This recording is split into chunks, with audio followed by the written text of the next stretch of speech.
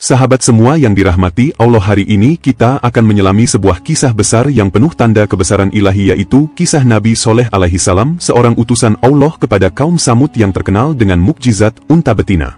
Namun sebelum kita melangkah lebih jauh, izinkan saya menyapa sahabat semua dengan penuh kehangatan. Assalamualaikum warahmatullahi wabarakatuh. Semoga sahabat Guru Hebat Official senantiasa dalam rahmat kasih sayang dan perlindungan Allah.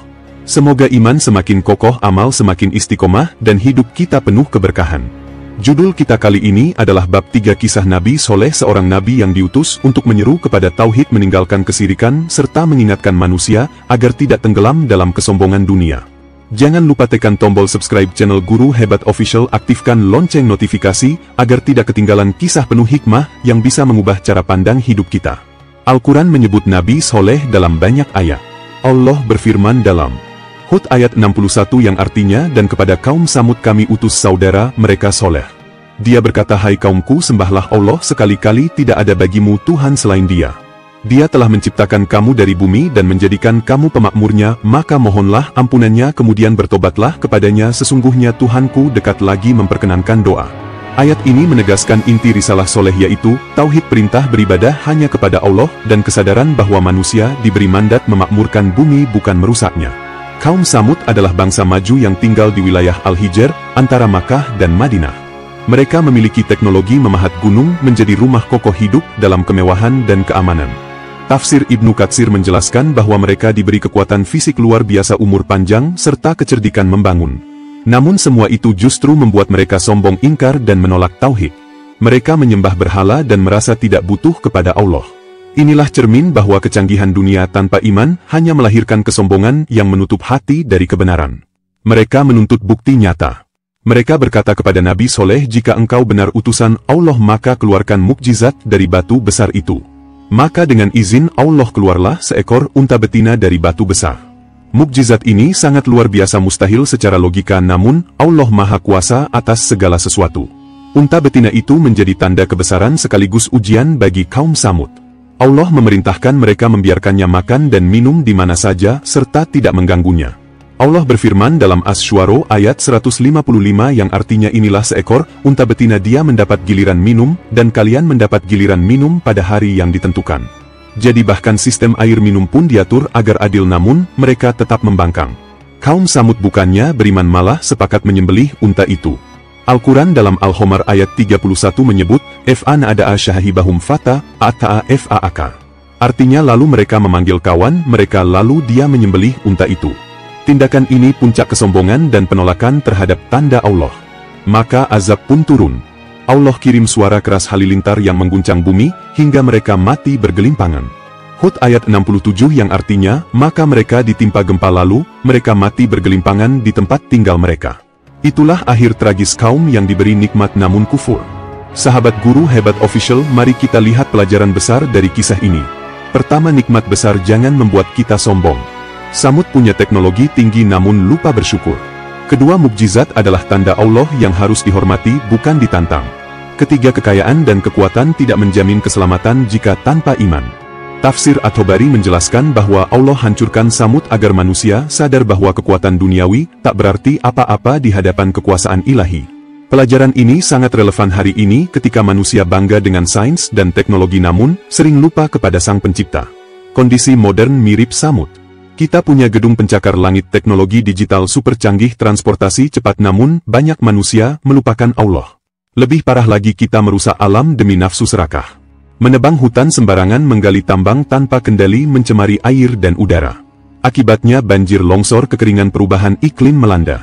Inilah azab ekologis modern yang sesungguhnya peringatan sebagaimana azab Samud. Jika kita tidak kembali kepada Allah, maka kehancuran akan datang. Karena itu kisah Soleh harus menjadi cermin bahwa memakmurkan bumi adalah amanah, bukan hak mutlak manusia. Rasulullah Shallallahu Alaihi Wasallam memberikan peringatan keras. Dalam hadits Bukhari Muslim diceritakan bahwa beliau ketika melewati bekas kampung Samud di Al-Hijr menundukkan kepala, mempercepat langkah, seraya bersabda, jangan kalian masuk rumah orang-orang yang menzalimi diri mereka kecuali dalam keadaan menangis agar kalian tidak ditimpa apa yang menimpa mereka. Artinya kita dilarang berbangga atau berwisata tanpa renungan di tempat bekas azab. Ini menunjukkan pentingnya rasa takut kepada Allah ketika melihat jejak sejarah. Pelajaran ini sangat dalam terutama di era modern di mana banyak orang lebih suka menjadikan sejarah sebagai tontonan bukan peringatan. Nabi Soleh sendiri menjadi teladan dalam kesabaran dakwah. Beliau bertahun-tahun berdakwah ditolak, dihina bahkan diancam namun tetap sabar. Ibnu Katsir menulis bahwa Soleh tidak berhenti mengingatkan kaumnya bahkan setelah mereka membunuh unta beliau masih memberi peringatan selama 3 hari sebelum azab datang. Inilah akhlak seorang nabi yang penuh kasih sayang meski ditolak dengan keras. Pelajaran bagi kita bahwa dakwah tidak boleh berhenti hanya karena ditolak. Guru orang tua dan pemimpin zaman sekarang harus belajar dari Soleh tetap menasihati dengan sabar meski kadang ditentang anak murid atau masyarakat. Sahabat, mari kita refleksikan. Dalam kehidupan sekarang kesombongan tidak selalu berupa patung berhala tapi bisa berupa menuhankan uang, jabatan, popularitas, atau teknologi. Semua itu jika dijadikan tujuan utama akan menjadi berhala modern. Sama seperti Samud yang menolak tauhid karena sibuk dengan kemewahan. Maka tugas kita menjaga hati tetap bersih dari kesombongan dan kembali hanya bergantung kepada Allah. Inilah hakikat tauhid yang dibawa semua nabi. Kisah ini juga memperkuat iman kita tentang hari kebangkitan. Jika Allah bisa keluarkan unta dari batu, maka tentu lebih mudah bagi Allah membangkitkan manusia dari kubur. Maka tidak pantas ada keraguan tentang akhirat. Surat Al-Homar ayat 32 yang artinya sungguh telah kami peringatkan mereka dengan azab namun mereka meragukan peringatan itu. Begitu pula manusia modern banyak meragukan hari akhir padahal bukti kuasa Allah nyata di sekeliling kita. Hikmah praktis dari kisah ini banyak. Bagi guru penting mengajarkan murid agar menghargai ilmu dan nikmat dengan syukur bukan sombong. Bagi orang tua penting mendidik anak agar beriman meski hidup berkecukupan. Bagi pemimpin penting memimpin dengan adil, tidak menindas rakyat sebagaimana Samud menindas unta yang menjadi amanah. Bagi pemuda penting menjauhi kesombongan gaya hidup hedonis dan kembali kepada nilai tauhid. Semua lapisan masyarakat bisa mengambil ibrah sesuai perannya. Sahabat Guru Hebat Official, mari kita simpulkan. Pertama, manusia diciptakan untuk memakmurkan bumi bukan merusaknya. Kedua, setiap nikmat adalah ujian apakah kita syukur atau kufur. Ketiga, kesombongan pasti membawa kehancuran. Keempat, mukjizat adalah tanda kuasa Allah yang tidak boleh diremehkan. Kelima, dakwah harus sabar meski ditolak.